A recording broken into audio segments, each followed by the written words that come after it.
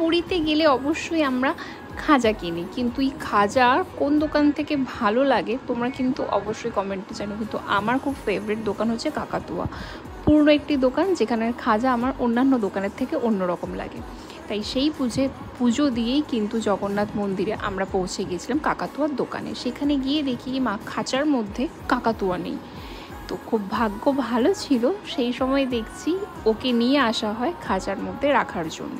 তো আমি দেখলাম যে খাঁচার মধ্যে কিভাবে কাকাতুয়াকে রাখা হয়। তোমরা কারা কারা দেখেছো অবশ্যই কিন্তু কমেন্ট করো। তো প্রথমে দেখলাম যে ওর পায়ের মধ্যে দড়ি বাঁধা আছে এবং দড়িটা যিনি বাঁধছেন সেটাও কিন্তু তার হাতের সাথে বাঁধা। তারপরে দড়িটা আস্তে করে খুলে ওকে খাঁচার মধ্যে রেখে দিল। আর এই কাকাতুয়াটা খুব মিষ্টি ছিল, কারণ ওকে আমরা যা বলছিলাম হাই হ্যালো ও কিন্তু কথা বলছিল। আমার তো খুব ভালো লেগেছিল।